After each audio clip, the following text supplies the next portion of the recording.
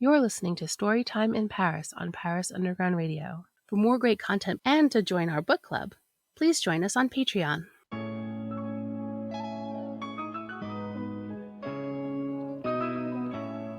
Since well before Victor Hugo looked up at Notre Dame and thought, what if a hunchback lived in there? Authors have been inspired by Paris. Welcome to the Storytime in Paris podcast on Paris Underground Radio, where we keep that tradition alive by showcasing an author with a French connection in each episode. Every episode will feature 5 questions asked by you, our author's biggest fans, and answered live on air. Then our authors will treat us to a reading of an excerpt from their book. I'm your host, Jennifer Garrity. Would you like to join the Storytime in Paris book club? Head on over to patreon.com/Paris Underground Radio and stay tuned to the end of this episode for more information. My guest this week is New York Times bestselling author Juliet Blackwell. Juliet is a prolific writer. She's written 3 mystery series, including the Agatha Award nominated Art Lovers mystery series, as well as 6 novels set in France. Her latest novel, The Paris Showroom, is the story of an estranged mother and daughter set to the backdrop of 1944 Paris. We follow Mom Capucine as she's captured and taken to a little-known prison camp in the heart of Paris, and daughter Mathilde as she slowly opens her eyes to who she is and what's happening in the world around her.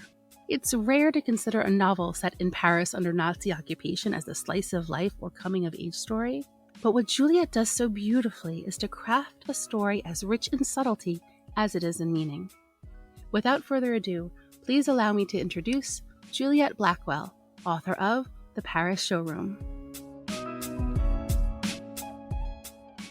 Hello, Juliet. Thank you so much for joining me today. I'm really excited to be here. I'm really excited to talk to you about The Paris Showroom. But first, can you tell us a little bit about who you are and what you do? Well, sure. I am very fortunate to be a full-time writer. I've written a number of books in a couple of different genres. I've written a couple of mystery series that are set in San Francisco, and I live in Oakland, right across from San Francisco. And now I've been writing also a number of novels set in France, and which people call women's fiction, which isn't my favorite term, but whatever. They usually do feature women who go to France. I really adore France. My boyfriend is French, and so we go every year, usually for a couple of months. So I every time we're there, we go to a different area of France, and I'm always like, oh, I need to set a book here now. So that's very, very fun. I was going to ask you that because your books set in France all seem to be set in different parts of France. Yes. So I guess that explains that. Yeah, well, it does. I mean, I've written a few now that are based in Paris, because how could you not? Because Paris is Paris. But yeah, then we spent some time in Provence, and Provence is just so evocative as well. And then we spent time in Champagne, and that was really new to me. I hadn't known that region of northern France. I hadn't spent time there before, so that was really, really fun. And then I also have spent a lot of time in the southwest of France, and so I feel like I really need to write a novel there soon. Yeah, I mean, and if it gives you an excuse to come back and visit, exactly. Why not? Exactly. It's research. That's right. That way I can go to France, and it's fun, but it's also, I'm working, and I do put quotation marks around that when I say I'm working when I'm there. But I do the research, because as you know, I mean, that's so much of writing for me is about setting and character and all of that. So of course, France is a beautiful, beautiful setting. And one has to try all the food in order to write about it. Right? I mean, you have to. Absolutely. Yeah, for sure. Yeah. Drink all the different kinds of champagne and wine. Exactly. You need to be an informed writer. There's no doubt. Right. Exactly. Yes. So can you tell us a little bit about the Paris Showroom? Sure. The Paris Showroom for me is new. It's my first purely historical novel. And I really did not intend to write a historical novel that was set in World War II. But I was in Paris one time a couple of years ago, and one of my boyfriend's friends that we were with mentioned that there had been Nazi prison camps in Paris during World War II. And it was as an aside, and he was talking about something else, and my French is not perfect. So I jumped in and I was like, wait a minute, did you say there were Nazi prison camps in Paris? And I just had never heard of this before. And then after that, I actually asked a number of French people who had never heard of this before. So then I got intrigued, and I was like, how was it that there were actual prison camps in Paris and that, not many people know about it and what happened there and that sort of thing. I mean, one of the easiest answers to that is that they were fairly small and that they were not nearly as dramatic. They weren't extermination camps. So, of course, people focus on the most horrific camps, and these weren't those. But it was still really intriguing to me. So I started looking into it, and then the idea came to me of an estranged mother and daughter. And the mother is imprisoned, and the daughter during World War II is living with her grandparents who coach her to cooperate with the Nazis, with the Third Reich. And then the daughter kind of slowly, there's sort of a coming of age for the daughter. She's just turned 21 in the novel, and it's very much a coming of age. And part of it is for her realizing what the war really is about and learning how to stand up for herself and her neighbors, and also coming back to her mother. And so they're sort of, they come back to each other in a way, even with this prison camp.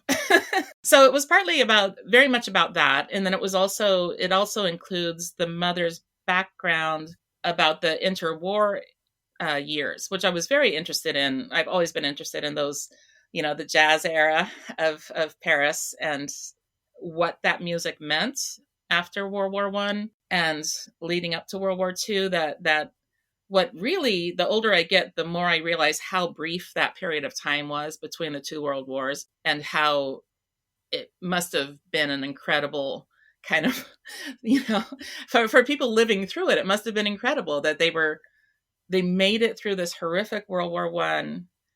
And then there's this beautiful music and the freedom and the excitement and all of this going on. And it's not that people were rich necessarily, but they were excited, I think, about life. There was a certain excitement about life for a lot of people. And then to have the rise of fascism in Germany and then another world war, just that kind of what that would have been to live through all of that really fascinates me. It is an interesting question too, or an interesting observation, because so much of the art and the music and the books that we love today come from this really small period of time. And right. I think we think that it's bigger and longer and richer than it was because so much came from it. Exactly. I think it was a very rich artistic time. You're right about painting as well. Yeah. I mean, just there was so much going on for the people who were taking part in that. But I think that there was a certain magic about coming out of World War I and really wanting to embrace beauty, mm-hmm. and then to have it snatched away again in World War II, I think is part of what really attracted me to this story. And in the book, in the Paris Showroom, the main character, Capucine, the mother, is a fan maker. She makes fans along with her father. And that was another thing that I don't know why. I just get bees in my bonnet, and I'm so interested in feathers and fans. And it's such an old kind of arcane craft that really intrigues me. So that's where that came from, that it was very much about holding on to kind of an old form of beauty and handcraft that perhaps has no place in the modern world, and yet it does, because it's beautiful. And just beauty by itself is something to be valued. Well, that leads me very naturally into the questions that I have for you, and one of which is about these fans, which feature throughout the book, the art of making them and the art of using them. Yes. So I was interested where that came from, but also what kind of research did you do and why did you decide that this was the craft that you should feature in your book? Oh, yeah. I guess it does lead right into that question and it really was just that. I think I saw there was an exhibit here in San Francisco at the Palace of the Legion of Honor about fans and feathers. And then I read so many books about feathers. I can't even tell you. And I don't know why. I just got really interested in feathers. And I had not known, I do know a fair amount about fashion history. And I had heard about certain birds that were actually hunted into extinction, to the point of extinction, unfortunately, because there was such a craze for feathered hats and feathered boas and it just became a huge fashion craze, all the birds and their feathers. So it was actually led to the rise of the Audubon Society in the attempt to save birds from extinction. So there's a whole there's a huge book in there somewhere that this is not about that, but it sort of came from that just that kernel of, I wanted to do something with a fan maker in Paris. And there was a very famous fan maker in Paris that served, they had a shop in London, and they would bring in these beautiful fans from Paris to London back in the day, back in the 1800s, when people were still using such things. So yeah, so there's a connection there. Do you have a collection of fans yourself? I don't really. Or feathers? No. I have feathers. I do have feathers, but no rare feathers. I just have regular feathers. And do you have them displayed, or are they like on pieces of fashion? Or I just pick up feathers whenever I see them, and then feathers and like interesting pieces of glass. I'm just one of those people. So I usually just have them like in jars and stuff around the house. And then occasionally I will do crafts with them. I used to be an artist. I guess I should say I am an artist. I'm mostly a painter, but I do enjoy doing like all sorts of things with my hands. So eventually I feel like these feathers will become something. I just don't know what they are yet. That's great. Yeah. So you have this really extensive bibliography, and you have these mystery series. You have a witchcraft one and a haunted home one and an art lovers one. And then you have what you refer to as your mainstream fiction, which is these books that seem to be mostly set in France. Yes. How do you think that your interest in the mystery genre and the witchcraft and the ghosts and all that influences your more mainstream writing and vice versa? Oh, that's a really good question. I began as a mystery writer. And I think I began that way because I don't actually have any training in creative writing. So I think it was the easiest, for me, it was the easiest access point. I read a lot of mystery. Mysteries have a natural skeleton to them because you have to have someone die, and then you have to figure it out. So that gives you kind of a plot already that you can then hang everything from, your characters and your this and that. So I think because of that, it was just a natural first step for me to write mysteries. And I love writing mysteries. I really enjoy them. There's something very satisfying about trying to chase things down and then figure it out in the end. It's very, very fun. And I really enjoyed writing those series. The Haunted Home Renovation series and the Witchcraft Mystery series are both very funny. They're sort of, light mysteries, and which I always laugh a little bit about, because I figure if you're killing someone, maybe the book isn't really light, but somebody has to die. but they're a lot of fun. They're really fun. So the women's mysteries actually began when I started spending more time in France. About 10 years ago, I started spending big chunks of time in France, and I was in Paris in the Marais, in the Village Saint-Paul. And there was a locksmith shop there with this wonderful old guy. And last time I went by, it was closed. It had changed hands. But at the time, it was this wonderful guy with these kind of crazy, bushy eyebrows. He looked like something out of Harry Potter, somebody who would be selling you your wand to me. He looked very magical. The whole thing felt very magical. And he just told me all about all the keys, and he was writing a history on keys, and he was an actual locksmith, but he was really all about the history of keys. And I had never thought about it. I've never really thought about keys, and that they had a history, and that there are lots of different kinds of keys. But the basic key that we still use today, we've been using for hundreds of years, or for 100 years, basically, after the skeleton key. And as an aside, one of the things I love in Paris are the big old iron keys that you're often given when you go into your old apartment. I just think those are fabulous.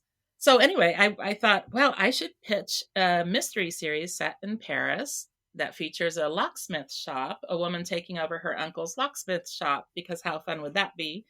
I could learn all about locks, and that would be really fun. And so I pitched it to my editor, who I've worked on really since I began publishing. So she and I have been together for a long time. And she said, I've talked about it with some of my colleagues here, and we think this would make a better women's fiction novel than a mystery series. So what would you think about actually just writing the idea of a woman who goes to take over her uncle's locksmith shop in Paris? And then, but it's not an actual mystery. She has other things going on. So I thought, well, that would be fun. And as an author, of course, it's always fun to try something different. Although, as I was saying, mysteries, you have a plot already. And that was a big thing for me. Like, how do I propel a story forward for 300 pages without searching for a murderer? You have to have something else that you're searching for, right? You have to do a lot of character development. And so it turned out the protagonist in the Paris Key, that was called the Paris Key, which was my first non-mystery. So she's really about, of course, figuring out who she is. She's coming out of a divorce, and she's trying to figure out if she wants to stay in Paris and do this crazy thing of taking over a locksmith shop, or something else with her life. So that's what she's figuring out. Is Paris the most romantic city in the world? Host Lily Heisey answers this very question in her podcast, Romancing in Paris, which takes you through the city, arrondissement by arrondissement, by exploring the most romantic and hidden spots Paris has to offer.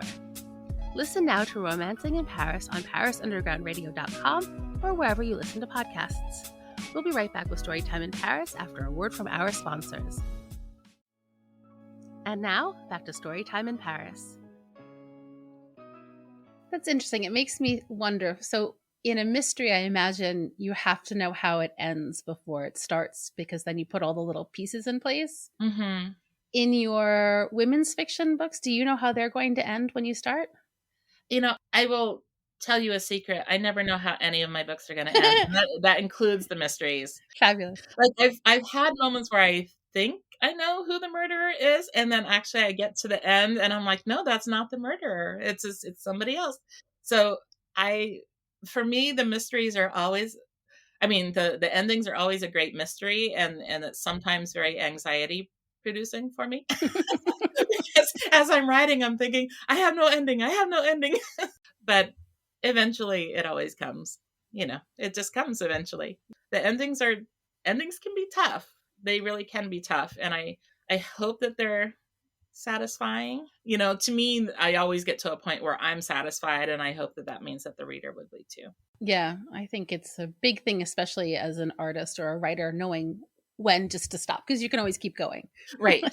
That's very true. And the Paris Showroom, there is a sort of a natural ending, because at one point the Germans are forced out of Paris. So clearly the prison closes and the people are released. So, there was sort of an end point. But even then, I felt like some of the stories needed to wrap up still. It's very interesting. I didn't really know about these prison camps in Paris either. I had heard a little bit about it, but not much. And I definitely didn't know about Levitin. So can you talk a little bit about the research that you did about this particular place? Yes. You actually have there in Paris a wonderful woman named Sarah Gensberger. I'm sure she goes by Sarah Gensberger. I would imagine something like that. I'm sure your French accent is much better than mine.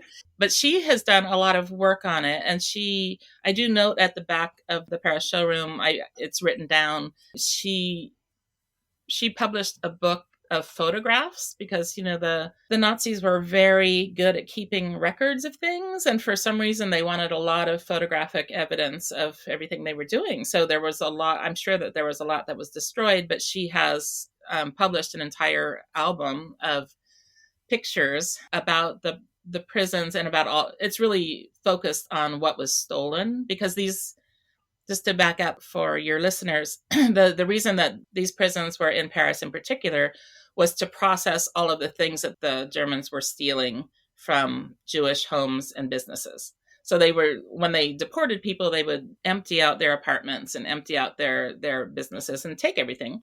And by everything, I mean everything. That's what surprised me. They took kitchen utensils and light bulbs, and they just took everything. But then they wanted to process everything. So they wanted it to be cleaned and repaired and then organized, so that they would, you would get a whole bunch of stuff in, and then you'd put all the light bulbs in one crate, and then all those light bulbs would be sent off to Germany by train. But then some of the best stuff, of course, was kept for the Nazi elite, and they would come through. And that's what's so odd about Leviton. It was a department store. And so apparently they would set things up as if you were walking into a lovely department store, but they got to pick what they wanted. And the the shop clerks were these prisoners who were forced to attend to the Nazis. So that's the weirdness of the for me, that was just so weird. How are you kept prisoner in a department store and forced to do all of this? And how did you go shopping in a place where you know that you've just stolen these items and the people who are serving you are imprisoned there? It's so very odd. So very Yeah. odd. The whole thing's so very odd. So Sarah Gensberger also wrote with another man a book that's more of a actual book where they did very in-depth interviews with people that they could find that were still alive or who had relatives who had been in the camp. So that's where a lot of the details came from. So yeah, so that was the basis upon which I wrote the actual story. And then there are bits and pieces that you can find when you look up Le Breton. There are a few things here and there. One of the interesting things that I found was one of the reasons that we don't know more about it is that the people who were in these camps after the war, after people started realizing what was going on in Dachau and Auschwitz and these extermination camps, they realized that their experience was not nearly as horrifying. And so they just didn't speak about it very much. I think there's a certain amount of, I don't know if it's survivor guilt or what we want to call it, but I think it was just not something that was talked about as much. And there also might be something to the fact that these prisons were mostly operated by French, by, Parisians who are imprisoning their neighbors and working with the Nazis, which is a very uncomfortable thing for people to talk about. That the reason that the Nazis were able to succeed in France was that they had the cooperation of a lot of people. We like to think that the resistance was huge, but most people were just trying to survive. And I think that's also true about any war story, is most people are just trying to survive. Yeah. And people did not know about what was going on in Auschwitz. They didn't know these things. They knew people were disappearing and being taken away. But the Germans always used the term deportation. And so I think the sense was that maybe they were being deported to Poland, not to a death camp. I think that's something that we know. When we look back, we know how tragic it was, but I think people at the time, most people did not understand that. I think that's what I appreciated the most about your book, is how you captured this it has sort of a slice of life feel to it, where you can kind of imagine if you yourself, just a normal person, were suddenly in the situation, how would you react and how much would you know, especially if you were a child, for example, or you lived in one certain household instead of a different household. And I really appreciated that, because a lot of the books that I've read about the Nazi occupation feature like one extraordinary person doing extraordinary things. And I really appreciated the storytelling and the pacing of it. And I was wondering how you approached that. How were you able to come to that pacing? Well, thank you. I appreciate that. That's a nice comment. I have to say, for me, and it's interesting because I've gotten a few critical responses where people say, nobody could have been that clueless in a war. And I think, I don't want to get political, but I live in the United States. There's a lot of stuff going on that, I feel like I have no power over, or I don't know how to respond to, and whatever. And most of the time, frankly, even though I am a very politically aware person and I vote and I do all those things, but most of the time, my life is about my life. I've got a dog to walk and I've got people to take care of, and my father lives with me and I take care of him, and then I've got a boyfriend, and that's life, right? So at what point do you say, wait a minute, especially when it goes slowly? And I think the Nazis were good at that in Paris. They went really slowly. They did things like taking over the movie industry and the radio and things, so that people were only hearing certain things. And, I think that really daily life, you don't know what's going on. You don't know what's going on. And we're talking about now, now we don't know what's going on. And now we have all these communication measures. At the time, if you didn't have an honest newspaper or an honest radio broadcast, how would you know anything? So I think that's, I wasn't alive back then, but I've spoken a lot with a lot of my boyfriend's elderly relatives who were alive, they were teenagers. They didn't really know. They just didn't really know. I mean, it was strange. And, and if people disappeared, and of course, if you were Jewish, it was a very different story. But for the rest of the people, I think it crept up on people. And I think a lot of people did not understand how it was. And then there's the other aspect of how brave would you be? And I've always asked myself that. If you know that this child, if you turn this child over to the authorities, is going to disappear, and even if you don't know he's going to be put to death, but you just know that he's going to be separated from his parents, would I be brave enough to hide that child in my attic if that meant that maybe my own son and I would go to prison? I mean, I don't know. I don't know. I hope that I would be, but I don't know that I would be. And I think that we can't ask inhuman bravery from everyone. It is very much sort of a Hollywood trope that people stand up and are brave and willing to die for each other. But I think it's not that easy on the ground. And it makes for a great story, too, which is why we have stories and movies about one extraordinary person doing an extraordinary thing. Right. But they're extraordinary because it was just one of them. It's not how everyone was. And I mean, I have to say, when I was reading it, it's not hard to extrapolate, to think about what's happening. And, like you said, without getting too political, you don't necessarily know that you're living in a bubble until all of a sudden you're shown that you're in a bubble. And both of your main characters are very much in their own worlds, and they sort of evolve out of them. And what I appreciated was that evolution, because I don't mean to imply that you don't tackle big issues, because you do. You talk about sexism and racism and homophobia and anti-Semitism and religious fundamentalism and all of these different things, but without coming at them with a bullhorn. Uh-huh. That's nice to hear. I'm glad. It's not hard to look at that and think, in recent history, has that happened? Is it happening now? And, are we standing up or not? Yes. Yeah. Was it harder for you to craft a story where you came at these topics, I don't want to say incidentally, because they're obviously there on purpose, but they're subtly talked about instead of coming at them straight on? Was that a more difficult thing to do?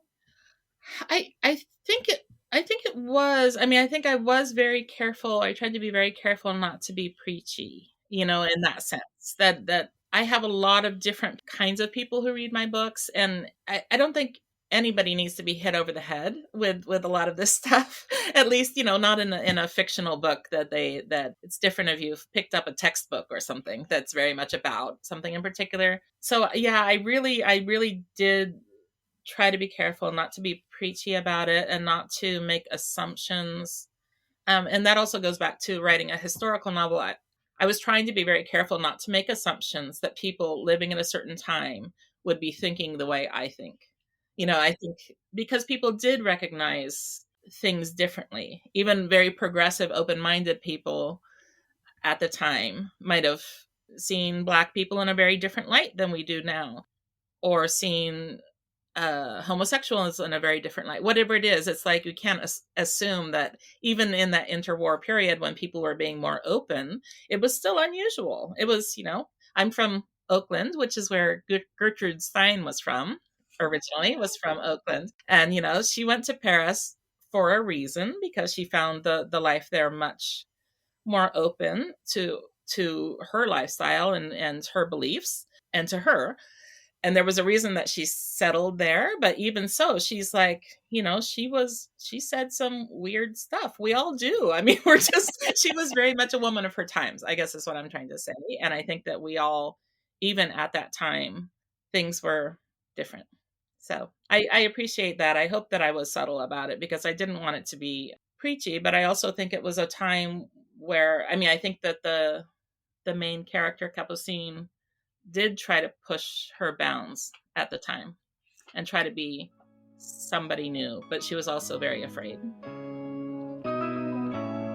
Are you as obsessed with French food, wine, and cheese as I am? If so, you may be interested in the Terroir podcast.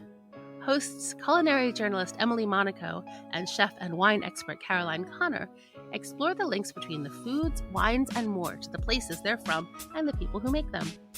Listen now to the Terroir podcast on parisundergroundradio.com or wherever you listen to podcasts. We'll be right back with Storytime in Paris after a word from our sponsors.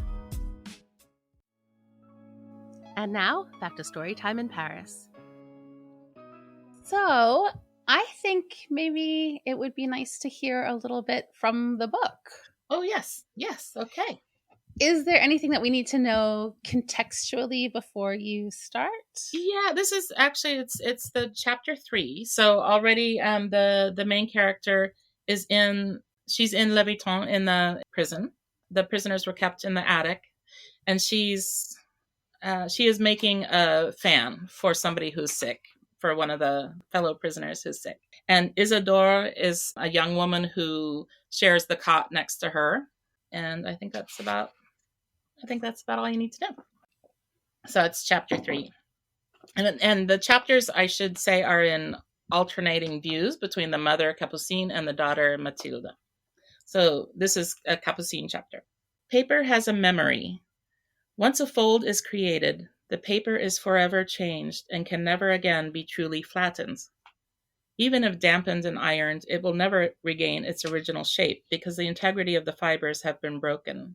A fold is a fracture. A fold leaves a scar. It's so pretty, Isidore proclaimed, watching over my shoulder as I drew a little border of daisies and daffodils along the edge with a colored pencil. Officially, we weren't supposed to keep any of the items that came in, but the guards rarely begrudged our petty theft of candle stubs, broken figurines, or similar items destined for the bonfire. Most were also amenable to bribery, so I traded a fan to one of the guards in exchange for a box of half-dried paints and stubby pencils seized from Monsieur Gainsbourg's studio. I'll finish it off with some lace I saved from a torn wedding dress, I said. Bruno always said a fan must be beautiful as well as functional. Isidore cocked her head, her long mahogany hair falling over one shoulder. Why do you call him Bruno, Capu? He is your father, no? He is, I said with a smile, but a very unusual one, very forward-thinking. Is he still at Drancy? Isidore asked, her voice an irritatingly gentle whisper. The question stabbed at my heart, dousing me with doubt and fear. I didn't know where he was. That was one of the hardest things to deal with since this war began. Between the propaganda and lies, the innuendo and the threats, the Nazis ensured none of us knew anything. Not for certain. The last time I had seen Bruno, his dark eyes, which had always flashed with passion, for his art, for his daughter, for his longing to change the world for the better, had been shadowed with sorrow and disillusionment. He was stricken, his countenance wan and grey from hunger and defeat, and guilt. Denounce me, Capu, Bruno whispered as we stood in line at Drancy, the former French military barracks now used as a prison camp for the Third Reich. Murmurs ran up and down the long queue, rumors swirling as we newly arrested struggled to comprehend what had happened and what would happen to us. Why had we been detained, yanked from our homes, and forced to stand in line for hours without food or water or access to a bathroom? We had been given 5 minutes to pack a precious few of our worldly belongings into a single suitcase. I brought 2 framed photos, one of Mathilde and another of me and Charles, a pencil and notebook, and, ludicrously, a handful of our cherished exotic feathers. In my panic, I had not thought to bring anything practical except a single change of clothing. No toothbrush, not even a comb. I will not denounce my own father, I snapped, anxiety lending my voice a harsh edge. Don't be ridiculous. You must, ma fille, Bruno insisted, his own voice shaky but determined. It is the only way to save yourself. And it is my fault you are here. It is all my fault. They're just going to force us to work, Bruno. Maybe it won't be so bad. We know how to work. He shook his gray head. How can you deny what has been happening these past few years, Capu? Have you not seen what the Nazis have done to Paris? They're a very different kind of enemy. Even now, even after being arrested, standing in line at Drancy, I could hardly comprehend what was happening to our country. I spoke enough German to understand the guards who amused themselves by taunting the prisoners, most of whom were Jewish, with vague threats veiled in vicious smiles. Look, we will light special candles for Hanukkah. The menace behind their words sent a chill down my spine. Another murmur coursed through the line like a wave. The officials were looking for people skilled in furniture repair, clockmaking, and interior design to work in Paris. I pounced on it like a lifeline. Listen, Bruno, I whispered. Did you hear that? Do not be gullible, Capu, he said. The Nazis need weapons, not furniture. Why would they ask for any such thing? I have no idea, but I say we volunteer. We're not experts in furniture, much less interior design. They don't know that, I said. We've made decorative fans for wall hangings, and anyway, we understand the world of fashion and design. I met Émile Jacques Roulement more than once. We can make a good case for ourselves. My father fixed me with a gaze that was both fierce and unbearably sad. I will not lift my pinky finger to help a fascist. You listen to me, Capu. I will never debase myself to work for the Nazis. If it means I can stay in Paris, I said, I'll do what they say. Fabulous. Thank you so much. And I should clarify for anyone listening too, the main characters are not, in fact, Jewish. I should have mentioned that in that little bit. Capu and her father Bruno was a communist, and she was accused of being a communist, mostly by association. She calls herself apolitical. So, but it didn't really matter back then. Yeah, they didn't need much of an excuse to label you as a degenerate. Exactly. And that's another thing that I think most people realize, that it wasn't only Jewish people who were arrested, but of course it was mostly Jewish people. But yeah, they had lots of excuses to arrest lots of different people. Yeah, exactly. So what's next for you? Do you have another book in the works? I do. Actually, I'm working on 3 different books right now, which is a little crazy making, but I've been having a hard time focusing on just one. I'm actually writing a memoir that involves travel that I haven't been able to do because of the pandemic. So that one is sort of, I'm working around the edges because I really want it to feature a trip that I want to take, a specific trip. So there's that. And then I'm also writing a book, just got good news from my agent, actually. So a book that's based on the castle that's in France that they're building with the skills from the 12th or 13th century medieval skills. Have you heard of this? No. It's the Chateau de Guédon, I think. It's a brand new castle that they're building using techniques from the Middle Ages, which is just crazy and lovely and just seems so French to me, I have to say. Mm-hmm. As an American, I love it. So they have all these artisans who are working on this castle. So anyway, that's where the book will be. It'll be based there, but there's actually going to be a little paranormal in it. So there's a backstory about someone who had been killed on the grounds. And yeah, so there's going to be a little mystery to it, but it'll be a lot about just what it means to reconstruct the castle, which I think will be really, really fun to write. Where are they doing the reconstruction? It's in Burgundy, in the Burgundy area. And I think it's Guédon. It's Guedones, something like that. Okay. The chateau, the actual chateau. Yeah. So, and they're really fun YouTube videos about it and all sorts of things. Okay. So it's very fun. Once you start getting into it, it's a fun thing to look at. And then the final one is actually a trilogy, I believe, that I'm thinking about, that I'm cooking up, that's going to be based in the California Gold Country, which is out in the foothills of the Sierra, in an old spiritualist mansion in the Gold Country. So those are my 3 projects at the moment. Fabulous. Those are massive endeavors, but they sound very interesting. They're very fun. Very fun. Yeah. I have a good time. So if people want to keep up with you and keep up to date with your work, where can they find you? I have a website, julietblackwell.net, and I think .com will get you there as well. But it's not just all Juliet Blackwell. And then I'm also on Twitter at, I think it's Juliet Blackwell Author. And Facebook, I believe, is also Juliet Blackwell Author. And I'm on Instagram, although I'm not good about posting. I just don't post enough. So, yeah, so those are my places. Okay, fabulous. Well, I'll include links to everything so that people can find you really easily. Oh, wonderful. I appreciate that. Yes. Thank you so much, Juliet. This was wonderful. It was so nice to speak with you. Thank you so much. It was great talking to you. Thank you for doing this. And I've been listening to some of your other shows, and it's so much fun. Oh, great. What a great program you have. It's really great. Thank you so much. Thank you. Thank you again to Juliet Blackwell for such an interesting conversation. You can find Juliet on Instagram, Facebook, and Twitter at Juliet Blackwell Author, and on her website, julietblackwell.net. Please join me next week when my guest is the woman Roxane Gay called a consummate storyteller. Author Lisa Cross Smith.